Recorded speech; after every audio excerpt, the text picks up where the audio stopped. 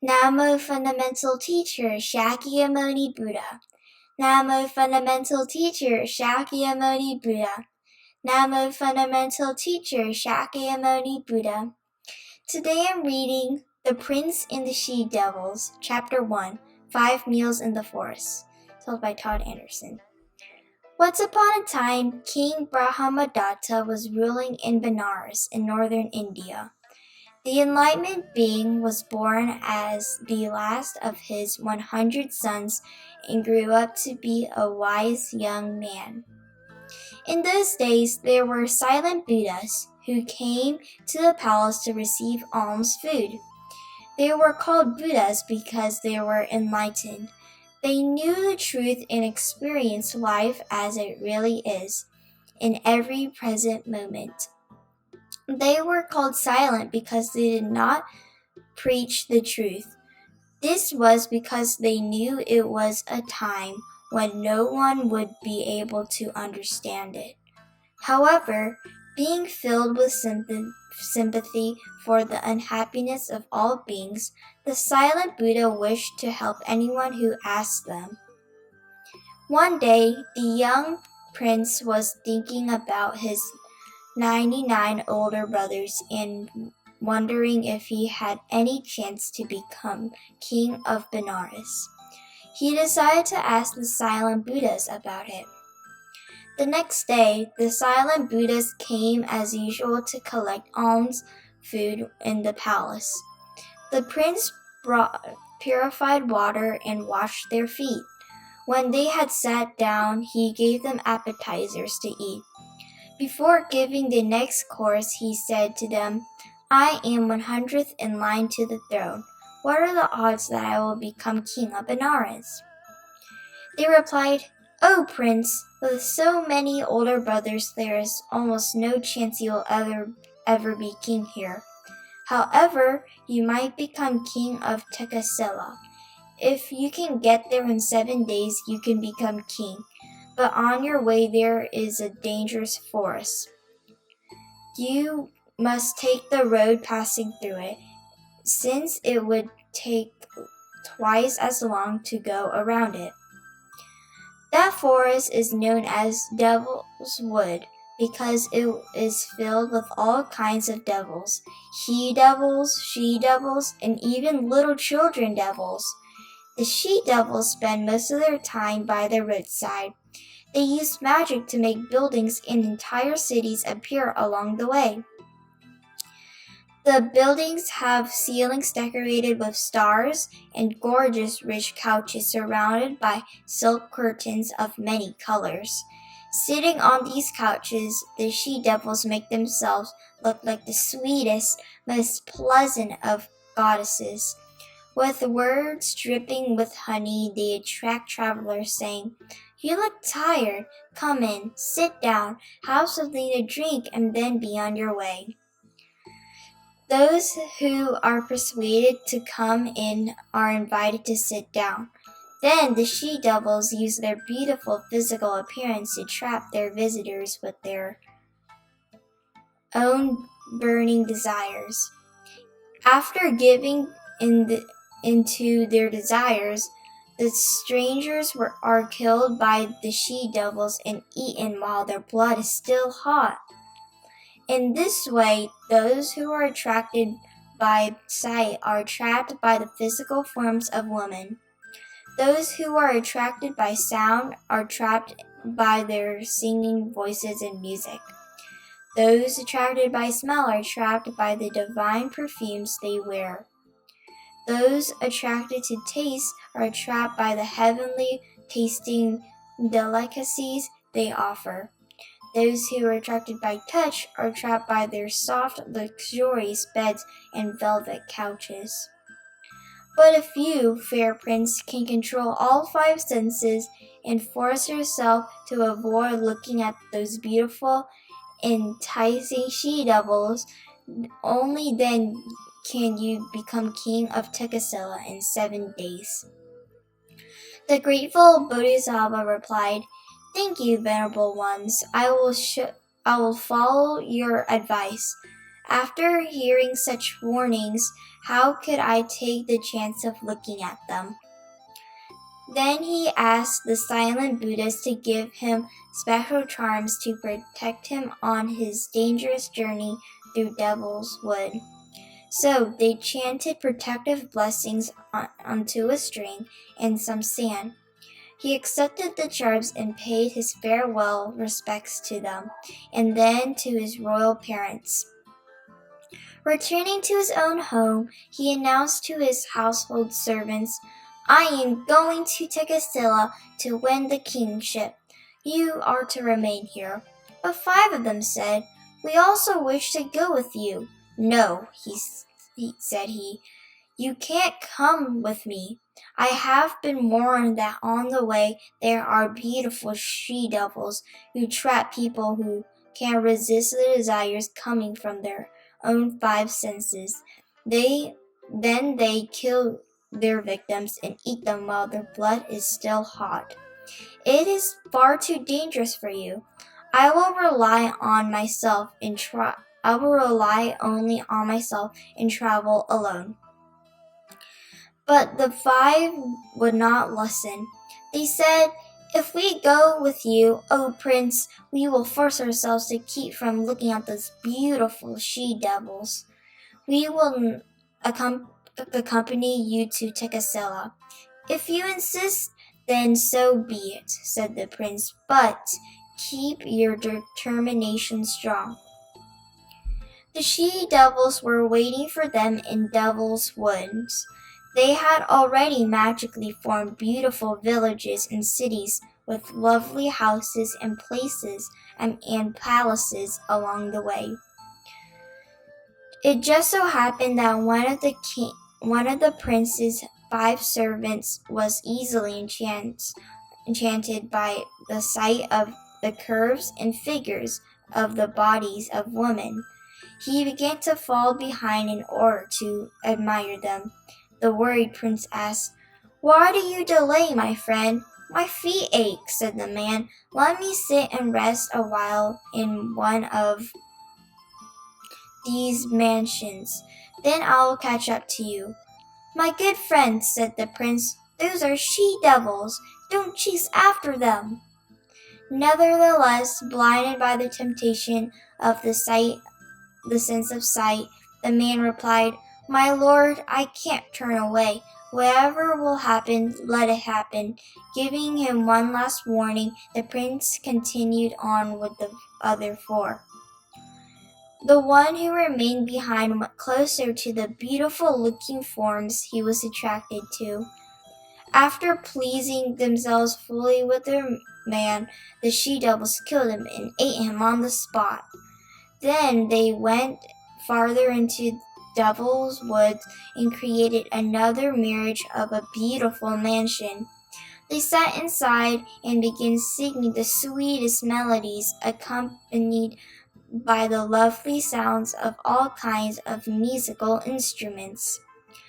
One of the prince's followers was enchanted by the sound of beautiful music, so he too fell behind and was gobbled up by the still hungry she-devils. Farther down the road, they created another magic mansion filled with the scents of all kinds of divine perfumes.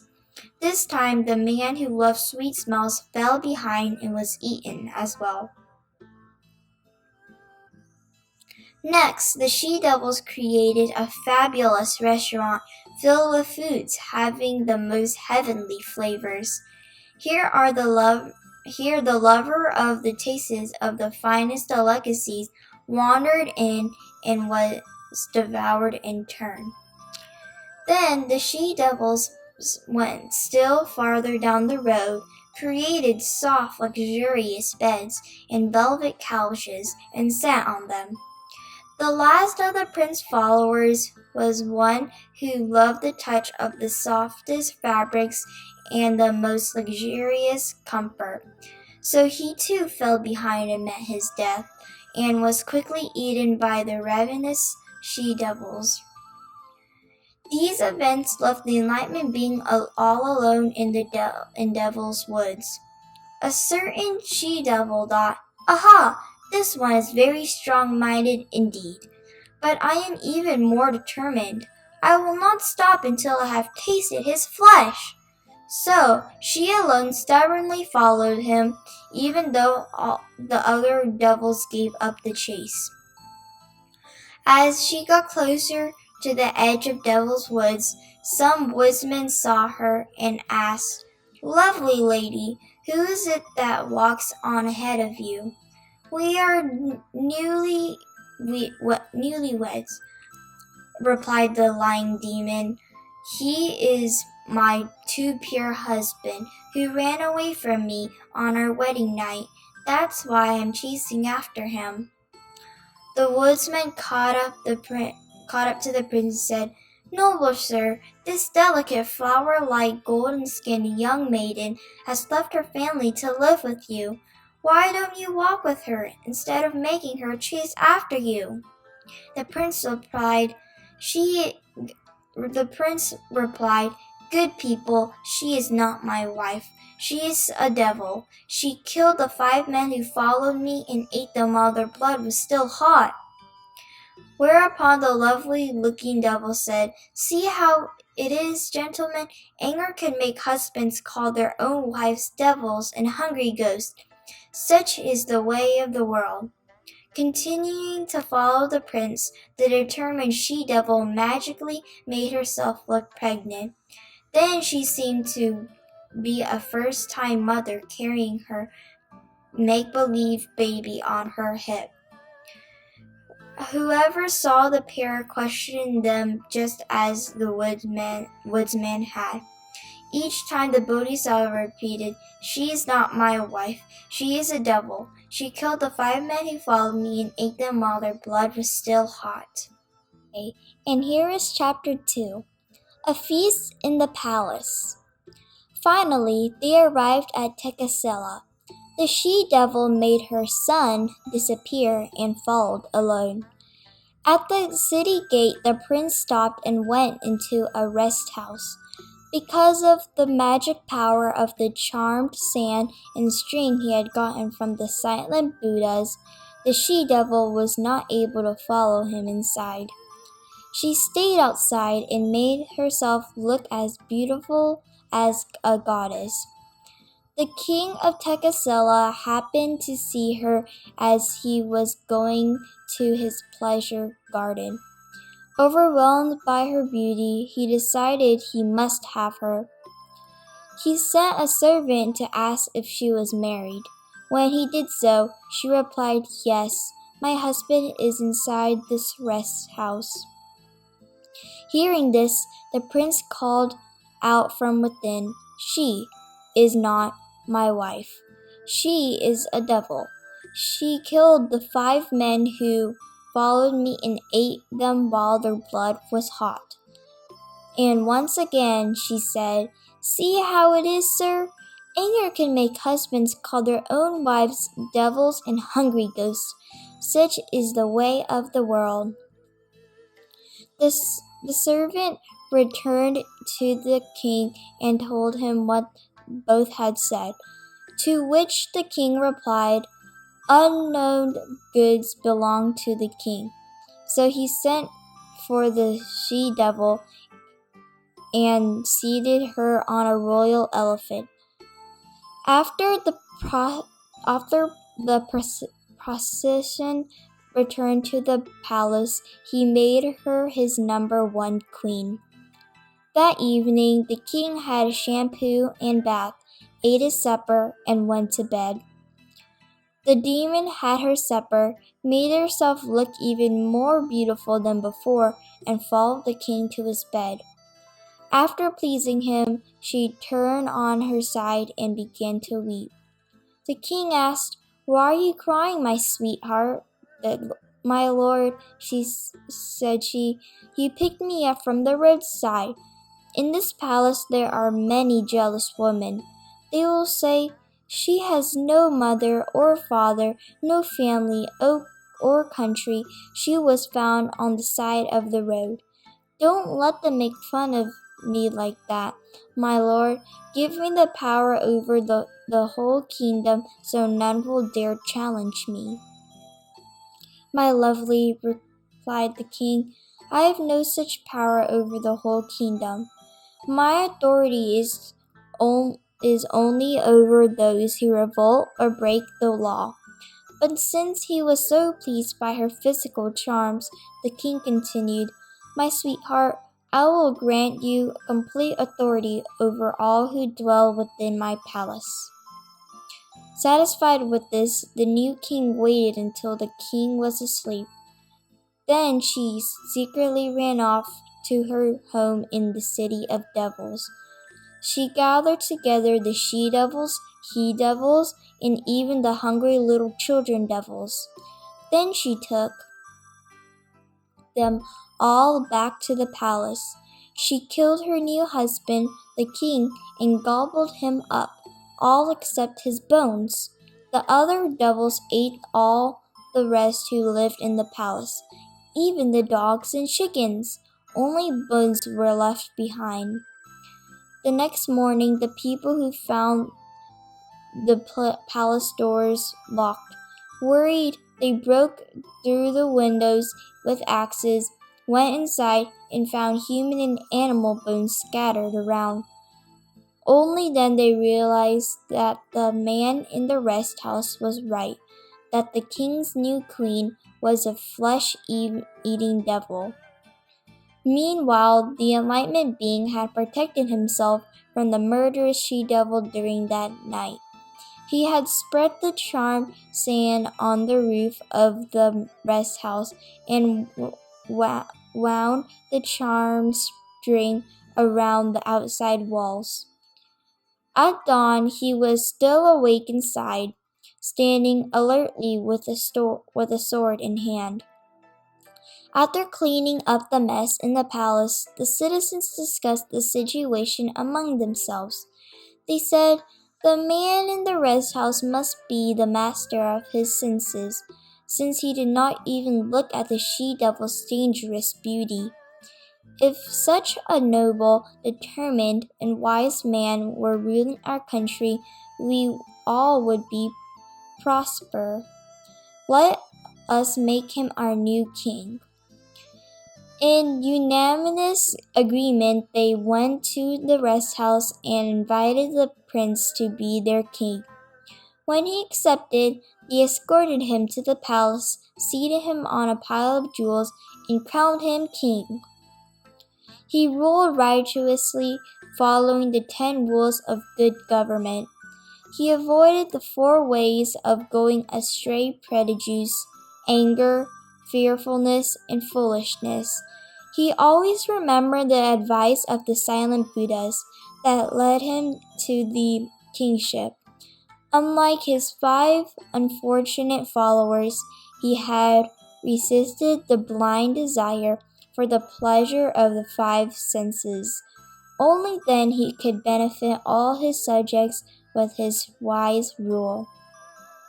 The moral is, living only for pleasures of their senses, fools are devoured. So here's a short summary of this story. Well, 2 of the chapters. So there was a prince who had 99 elder brothers, and he wasn't sure if he could become king because he was the last one to the throne. So he asked the silent Buddhas what he should do, and they said if he travels for 7 days, he can become the king of Tekasila. But he would have to avoid the she-devils because they would lure him into their traps and eat him. So he has to control his 5 senses. And then he announced to the royal subjects that he was going to go travel to become king of Tekasila. 5 men at the royal palace told him that they should come along too and accompany him. And he told him that they shouldn't come because they needed to control their five senses, because if they didn't, the she-devils were going to eat them. But the five men told the prince that they really wanted to come, and then that they wouldn't fall into the traps of the she-devils. So the prince said, if you insist, then you can come.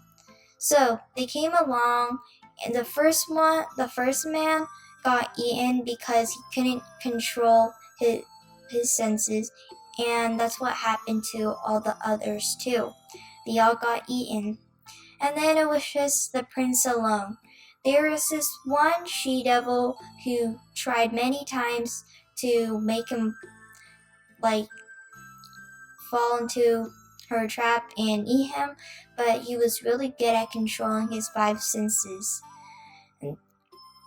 And then the she-devil gathered all his the she-devil gathered all the he-devils, and the other she-devils, and all the little children devils, and they went to the palace of Tekasela and ate everyone there, including the king. And then after that, the village people, the people who lived near who were ruled under the Tekasela king, they went to the palace and was scared because the door was locked. So they broke into the windows and saw bones scattered everywhere, and there was no one. And then they remembered that there was a prince who was in a rest house, so they decided to make him king because he controlled his five senses and wasn't eaten by the devils. And basically, the prince agreed to be king, and he just became king. Here is the quotes of the day. Stop looking for happiness in the same place you lost it. 3 things cannot be long hidden: the sun, the moon, the truth. May every living being, our minds as one and radiant with light, share the fruits of peace with hearts of goodness, luminous and bright. If people hear and see how hands and hearts can find and give in unity, may their minds awake to great compassion, wisdom, and to joy. May kindness find reward. May all who sorrow leave their grief and pain. May this boundless light break the darkness of their endless night. Because our hearts are one, this world of pain turns into paradise. May all become compassionate and wise. May all become compassionate and wise. Namo Fundamental Teacher Shakyamuni Buddha. Namo Fundamental Teacher Shakyamuni Buddha.